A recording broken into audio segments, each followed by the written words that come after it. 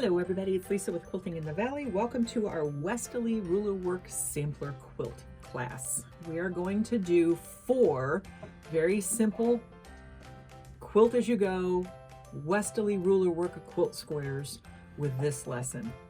But before we get started, I want to make sure all of you are set up properly to do ruler work in the best way possible.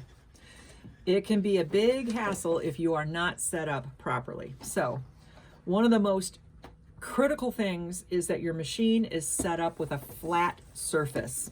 So if you think about it, if you've got a curved surface going either way, when you're pulling these rulers back, they could come up like this, pop up over the top of your foot, you break a needle, and you could jam up your needle bar. You don't want that to happen. That's why it's critical that you have a flat surface to work on. Okay, that's the first thing, flat surface. Second thing is, for ruler work, your feed dogs are down, always. Your feed dogs are always down for ruler work, so you want to make sure your feed dogs are down. I cannot tell you how many times I've sat down and started to do some ruler work and went, oops, because I didn't have my feed dogs down. So make sure they're down. Third part is you must have a ruler work foot. So this is a ruler work foot. It has a cupped bottom, and the point of that cupped bottom is your rulers will slide right along that and not cause you any issues. So a lot of people ask, can they use their darning foot? The answer to that is absolutely not. So you see how your embroidery or your darning foot is formed? There's nothing to ride against this ruler. Your ruler's going to slip above or below that foot. This is not designed for ruler work. You have to have the ruler work foot. So that being said, this is the Bernina ruler work foot. The Westerly ruler work foot you are going to screw on to the side of your sewing machine. The the Bernina ruler work foot has this lovely little copper or brass dial over here that is adjustable for the height of your foot. I'm going to show you why that's important in a minute. Okay, another thing you need to have is the slider or glider. You must have this. This covers your feed dogs. It covers the gaps between the table and your sewing machine bed, and it makes a smooth, slippery surface that will make you able to easily push your quilt sandwich around. Okay. The last thing I want to make sure that you have for this is a quilting needle.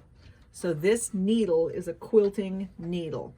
So here's what a needle looks like. See this part right here? And the hole right here? A quilting needle has a much more rounded eye that allows for the thread to be pulled this direction and that direction. A Microtex or a universal needle, it's much more narrow like a slot, and it's not beveled on these edges, so you will shred your thread if you're going from side to side, which we will do in ruler work. Okay, so make sure you have a quilting needle. If you have a Bernina sewing machine, you can remind yourself what needle you have in the machine by touching the needle and then touching on your screen, then touching the needle with the bow tied around it, and then you can select what needle you have in your machine. That way you don't forget when you stop sewing today and you come back to it a week later, you're like, what do I have in here? You can just look. Okay. For today's class, I'm using 40 weight Aurifil thread, and I'm using 40 weight, which is a slightly thicker thread, because I want to make sure everybody can see what I'm doing. I'm working on muslin fabric. So I just had some muslin quilt sandwiches put together. I do not have these spray basted. I don't have them pinned. I don't have them pre-sewn. I just have them laying together. I find that this works well for me. If you prefer to base yours or to spray baste them or to pin them or whatever, knock yourself out with that. But make sure that whatever you do, it's not going to be in your thread path when you're stitching. I don't secure it in any way, and I'm fine. I did this whole quilt that way. Okay. We're going to use 2 tools today. We are going to use the 12-inch arc ruler, which is this one right here. 12 inches because if you follow the arc all the way down on both sides, you would be at 12 inches. That's why this is a 12-inch arc ruler. You'll notice that I have what looks like Rubbermaid shelf liner on the back of it. That came with your rulers in your package. It tears very easily. Just tear off a couple of pieces, put it on the wrong side of your ruler, not the right side, the wrong side. You know it's the wrong side because if you're looking at the wrong side, it says E dots wuss as opposed to so steady. Make sure that the sticky stuff goes on the wrong side of your ruler. That will become important later. This is the other tool we're going to use. This is the spacing gauge. The spacing gauge, you're going to find out really quickly, is a key tool in making even spacing at different increments. So you have 1 inch, 1/4 inch, 1/2 inch, and 1/8 inch increments on this tool, so that you can do echo quilting in even increments. We'll use this for all of these blocks. Okay, now let's talk about setting your machine up. You want to make sure, if you've got a Bernina, oil it before you start. So this is some pretty heavy duty work that you're going to put this machine through. Make sure it's ready to go. These are thirsty machines. Make sure you've oiled and cleaned before you start. Double check that your hook is in correctly before you start. You're going to want to make sure that when you lower the foot of your sewing machine, that it just skims the top surface of your quilt sandwich. You don't want it dragging on your quilt sandwich, but you also don't want to be able to see a lot of daylight underneath it. You want it to just skim the top. If your foot rests too high, you'll have skip stitches and broken thread. If your foot rests too low, you'll have difficulty moving your sandwich. So make it just skim. For those of you that are using the Westerly foot, all you do is loosen the screw up and adjust the height of the foot, then screw the screw back in. For those of you with the Bernina foot, you just use this dial right here, and you're going to dial the foot to the height that you need it to be at. All right, simple? Simple. So what we're going to start with is this block right here. Pretty simple one. You should have a 12-inch square quilt sandwich made and ready to go. And you're going to need your marking pen so that you can mark your square. So the first thing we're going to do is we're going to mark a 6.5 inch square. So I'm just going to lay this on here. I'm going to start there. This is a friction pen for those of you wondering.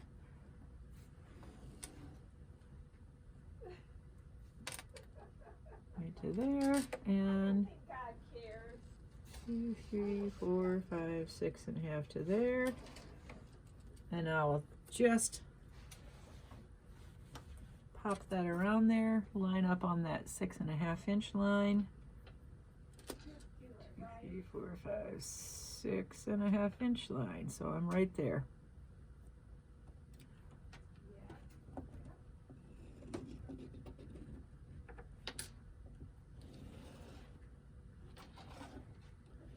Just like that. So I should have a square.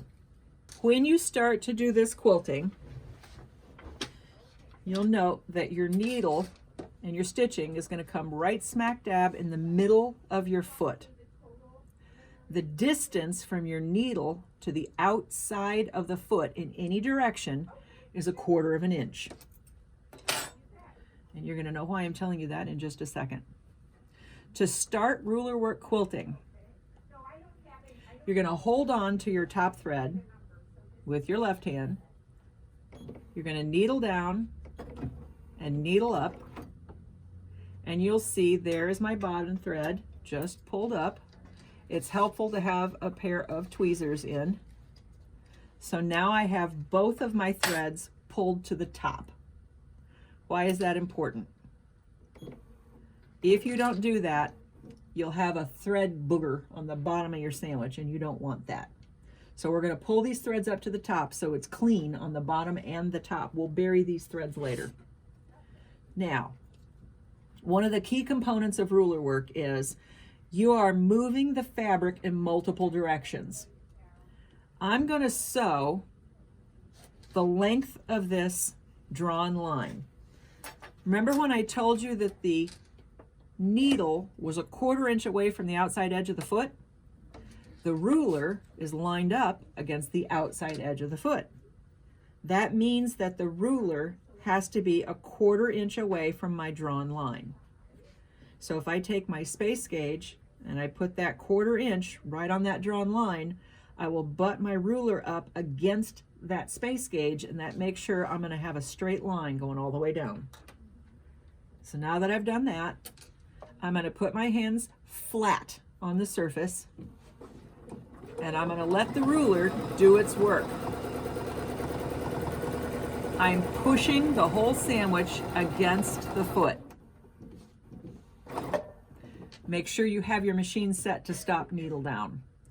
Now, normally you would take that and turn it. We're not going to do that. You're going to learn to use these rulers, and you're going to learn to move in multiple directions. So I'm going to take my ruler and turn it sideways. I'm going to take my space gauge, put it on the line so I know where my ruler needs to be, and again, flat down. Now I'm going to move sideways.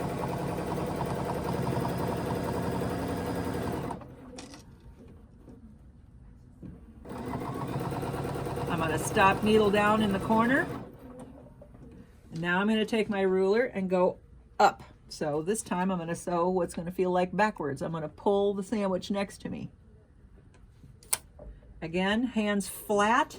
If you're tenting your fingers, you have less surface space that you're touching, so you'll have more likelihood that the sandwich is going to slip. You don't want that to happen.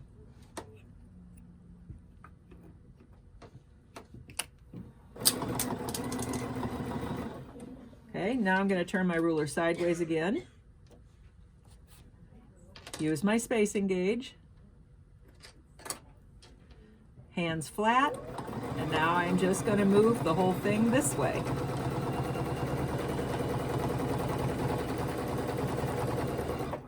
Now I'm back where I started. So I have my square sewn in where we're going to do our quilting. So the first block on our list shows us making this, the one with the squares in it that I showed you. So it shows us traveling. Traveling means we've already stitched that amount. I'm going to stitch on top of what I already stitched on. So it wants me to travel a 1/4 inch. How do I travel a 1/4 inch? Well, I know the outside of my foot's a 1/4 inch away, right? So if I go right to there where the outside of my foot is now sitting on that first line, I know that's a 1/4 inch out. Now I'm going to put my ruler across. And since I've traveled out a 1/4 inch from the line and my needle is a 1/4 inch away from the foot, I now have to use the 1/2 inch. That makes sense to everybody? 1/2 inch, because I'm a 1/4 inch away from the line already, and the outside edge of that foot is also a 1/4 inch away. So 1/4 plus 1/4 is 1/2 inch. Use the 1/2 inch on the seam gauge, and now I'm going to go back across.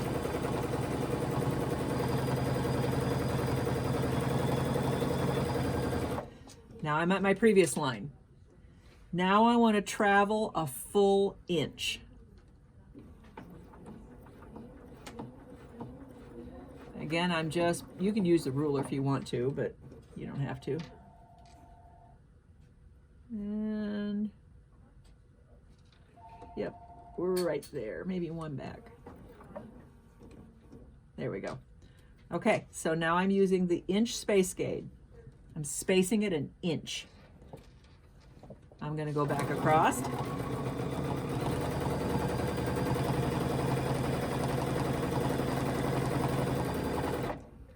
And now I'm going to travel again till I get that inch. One too many. There. Put my space gauge across. And I'm going to go back across.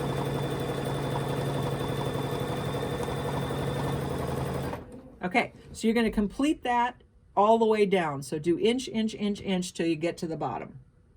And then I'll show you how to turn the corner. So when you get all your squares stitched off, we're gonna go pull that thread up again so we don't have thread issues. So I took my needle up, I took my foot up, I ran my finger underneath there and I pulled out my top thread without moving the sandwich. Now I put the foot down, needle up, and foot up. And now I'm gonna pull on both sides. I'm gonna pull on the left and the right side, and that pulls my bobbin thread up. So when I go to cut this, I pull that off, and now all of that thread is on the top, not the bottom. This is where I had a thread break. So hopefully you guys didn't have a thread break. I did. I had to fix it. But anyway, this is my start, this is my finish, and this is where I broke thread. That's our first block. When you get this done, you're going to bury this thread. You thread a cinch side threading needle is the easiest thing to do. Just snap that on, then bury. And you're going to trim it down. We'll get you the final dimensions that you'll trim this down to when we get closer to the end. Now we're going to do block 2.